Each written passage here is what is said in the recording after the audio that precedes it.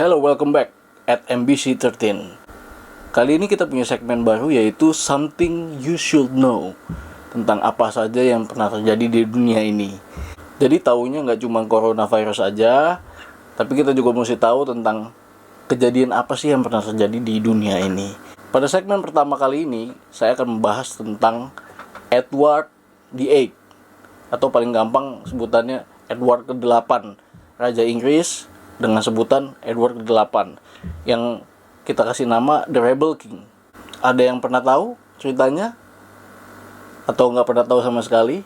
Tapi sebelum itu, kita balik dulu ke beberapa waktu lalu tentang Prince Harry yang memutuskan untuk mundur dari kerajaan Inggris.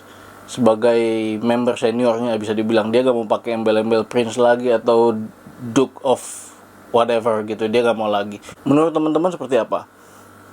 Ada yang pro, ada yang kontra. Kebanyakan yang pro ya, kayak teman-teman saya, terutama perempuan. Dia bilang katanya, mestinya Prince Harry ngikutin istrinya, kebahagiaan istrinya dipeduliin, dan dia sudah melakukan dengan baik. Ada juga yang kayaknya kontra nih, udah enak-enak, dapat fasilitas segala macam, kok dia malah ninggalin keluarganya demi seorang wanita gitu kan. Tapi di keluarga Windsor atau keluarga kerajaan Inggris ada yang lebih radikal dibanding Prince Harry, yaitu Edward ke-8. Queen Elizabeth memanggilnya Uncle David. Begitu pula Prince Charles panggilnya juga Uncle David. Oke, siapa dia? Penasaran siapa dia?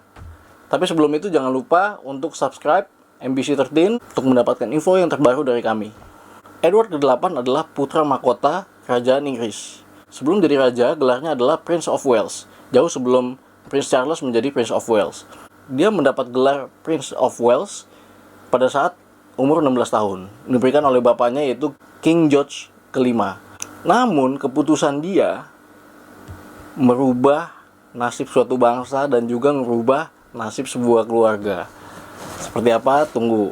Terlahir dengan nama Edward Albert Christian George Andrew Patrick David, panggilannya Uncle David, merupakan anak sulung dari Raja George ke-5. Dia sudah dipersiapkan untuk menjadi raja penggantinya George ke-5. Dia sangat populer di Inggris pada zaman itu, pada saat selesai Perang Dunia Pertama. Kalau teman-teman lihat David Beckham itu sangat populer, ini sama populernya. Pembawaannya tenang, tampan, ganteng. Mungkin istilah Prince Charming itu ya dari beliau ini, dari Uncle David ini. Emang ganteng banget, gua akuin pada zamannya.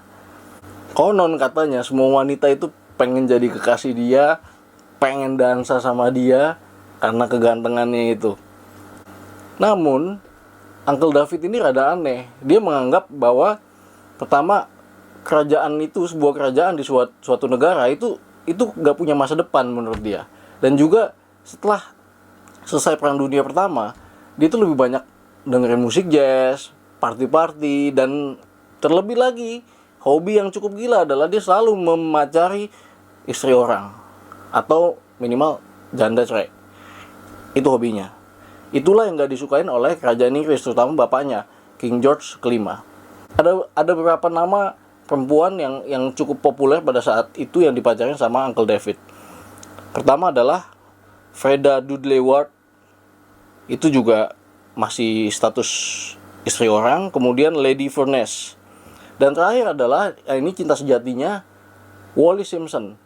Nah, ketika dia ketemu Wallis Simpson sebelum tahun 35, nah dia udah cinta banget, dia bawa itu Wallis Simpson ke Buckingham Palace untuk ketemu bapaknya. Dan tetap aja bapaknya nggak mau terima, karena pada saat itu Wallis Simpson itu masih statusnya istri orang. Dia nggak mau, dan juga untuk menjadi raja dia harus memiliki pasangan yang perawan atau belum pernah punya masa lalu. Peraturan di Inggris itu, jadi ketika seorang menjadi raja atau menjadi ratu, dia itu menjadi kepala gereja Inggris. Dan di situ nggak main-main. Dia tidak boleh bercerai, dia tidak boleh menikahi orang yang sudah bercerai.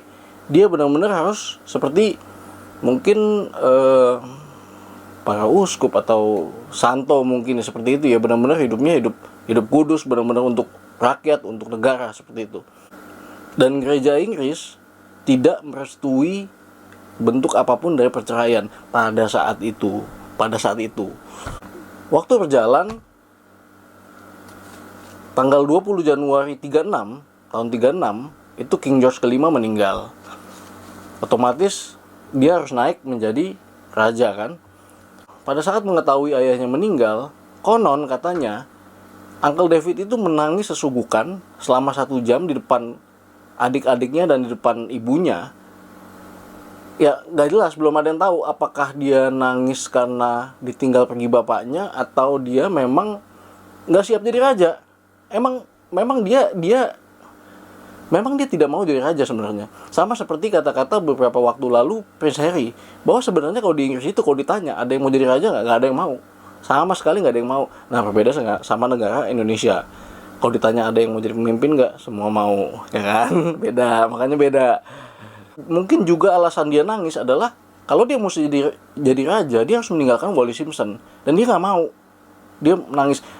Kasus ini, cerita ini, teman-teman bisa lihat di film King's Speech. Di King's Speech itu dia menangis. Ya dimainkan sama aktor ya tentu saja ya. Nah pada saat dia otomatis menjadi raja, yaitu Edward ke-8, dia banyak permintaan yang cukup aneh, melanggar peraturan.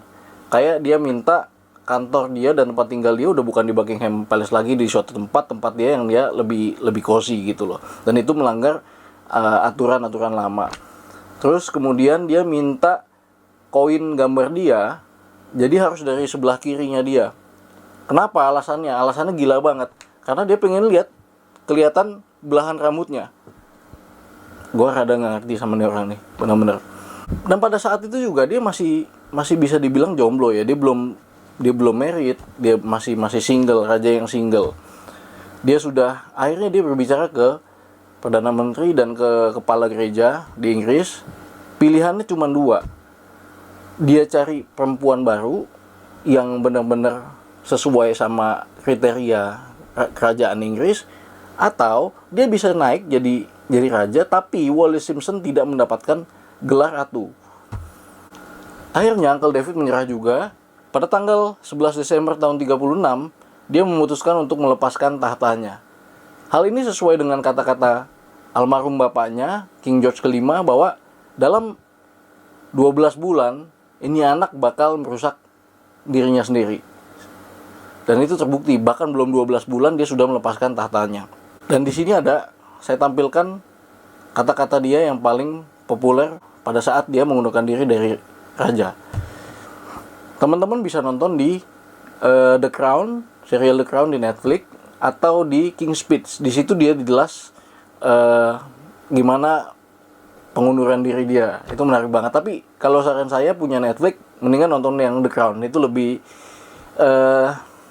pemerannya lebih oke, lebih pas, lebih mirip banget kayak si Uncle David ini ya. Pada saat dia turun tahta dan dia tidak punya anak, otomatis yang menjadi raja adalah adiknya dia. Namanya Albert Windsor atau panggilannya Bertie.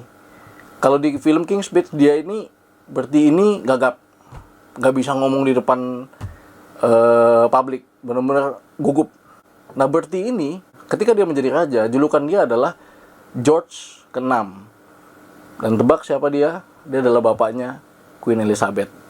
Jadi makanya saya bilang bahwa keputusan Uncle David ini merubah kehidupan seorang dan merubah kehidupan suatu bangsa.